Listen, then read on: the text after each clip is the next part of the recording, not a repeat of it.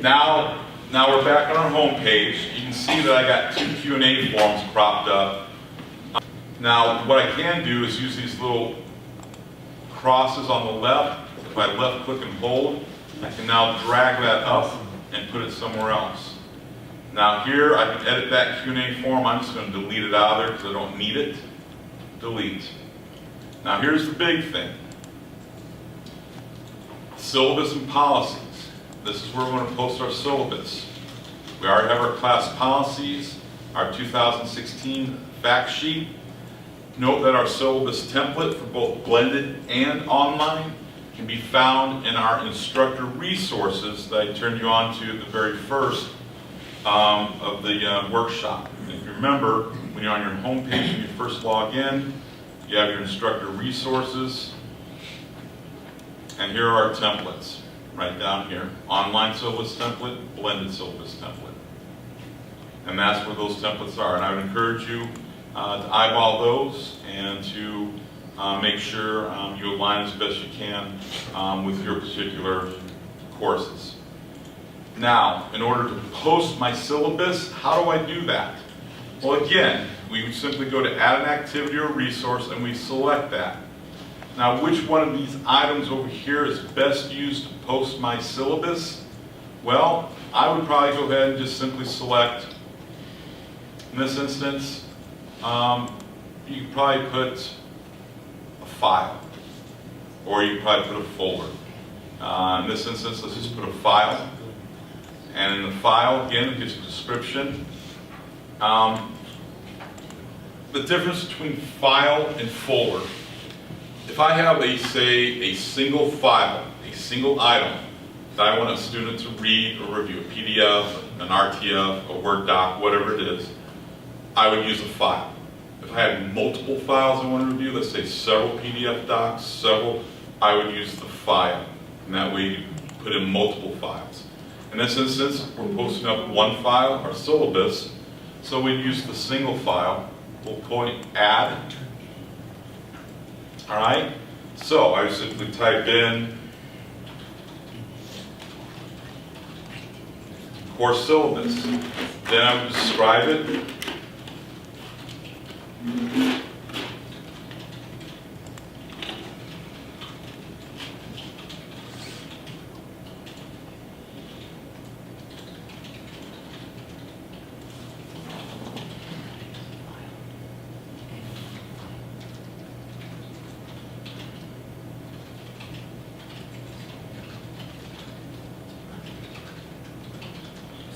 Whatever you want to type in. And again, I can display that verbiage, and I'll go ahead and do that. And now all I want to do is add to that. I would just simply minimize that. I'd grab this, drag it right on over, drop it in. Easy peasy. So all I'm going to do at this point is just save and return. And now you can see in my syllabus section, there it is, course syllabus class. Please read the course syllabus attached. All right, maybe simply click on it. And then they get the download option. There it is. Now remember the nuances over here on the left side, these little crosses.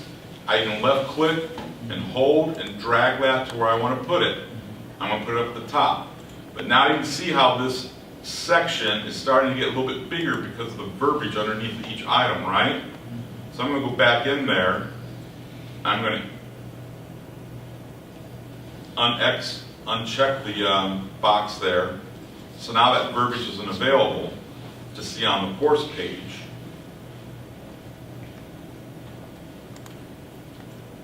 Okay, so it just use the course syllabus, but when they click on it, they'll be able to see that verbiage at that point. Let's just go back out onto our course page.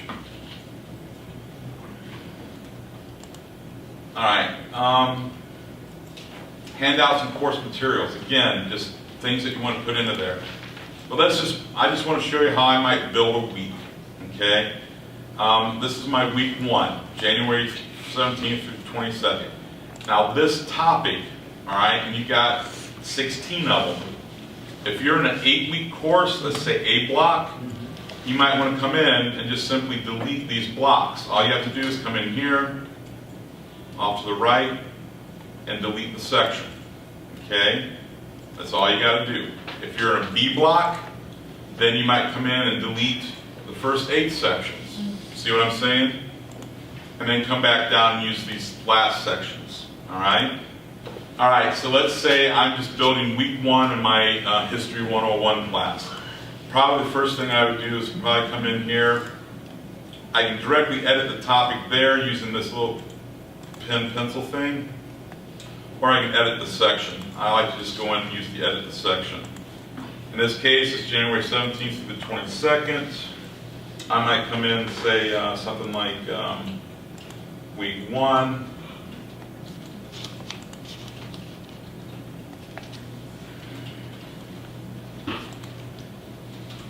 All right, and then I would just simply save it.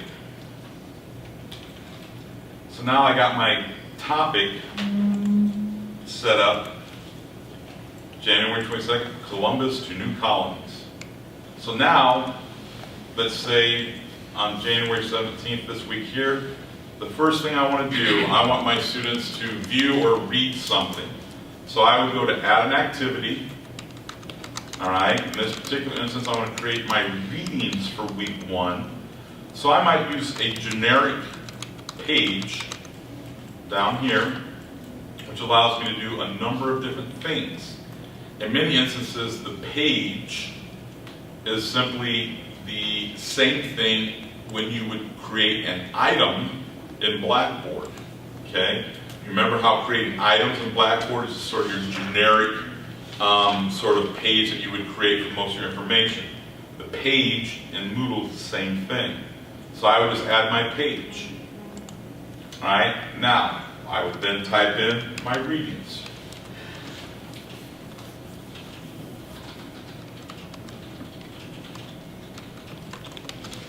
All right, now I want to tell my class what I want them to do.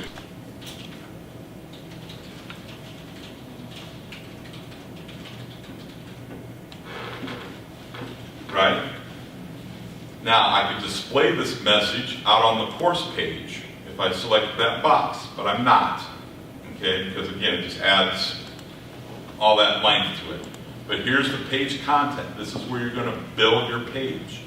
If we select the button on the top left, that shows us more buttons, just like you get in your item boxes in Blackboard. So here, I would begin doing the same thing. Class, please read the following personal lecture by me. All right, so let's say I have my lecture typed out on a PDF, in a Word document, that sort of thing. All I would want to do is come over here and highlight personal lecture. I'm going to come up here to my link. I'm going to click on that. Here's the key. Open a new window. Select that button. Let's go to Browse Repositories. In this case, I want to browse my desktop. Let me find one of those documents I created. In this case, we'll call it EH. There it is. Upload the file. Now it's created an internal hyperlink for me.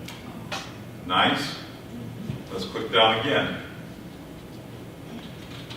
Please view the following video. All right, so what I might do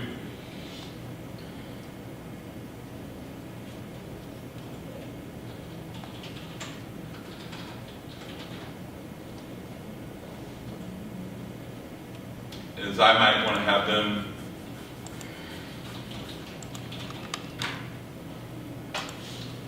let's say for whatever reason I want them to watch the American Revolution Part 1 documentary. This is what I want them to watch, right? So I'm just going to click the URL, copy it. Okay, I'm going to go back to my editing page. Again, I'm going to highlight the verbiage, the American History video, use my link. Again, open a new window. paste in my URL, and I'm going to create my internal link, right? Then I might say,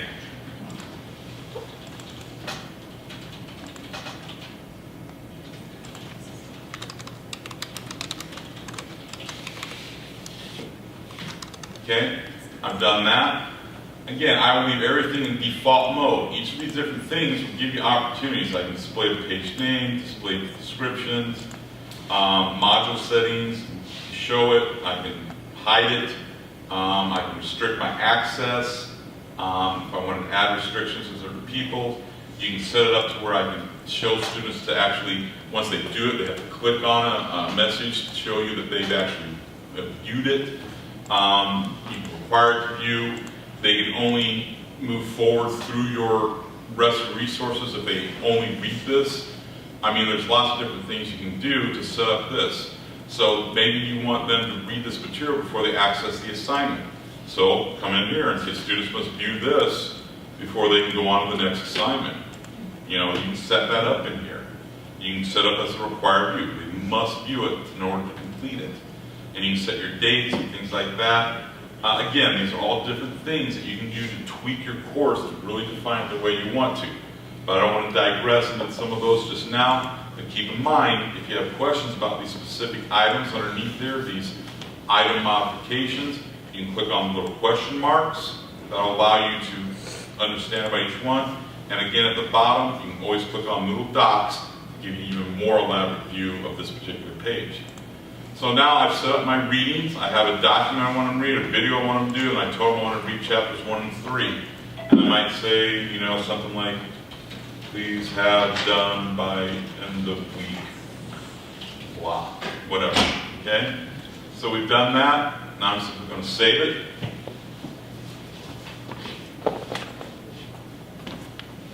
And there it is, readings and viewings for week 1. So if I click on there, there it is. There's my video, automatically implants for me, embeds it. Nice. Then down here, there's my textbook, and then there's my personal lecture. They open it.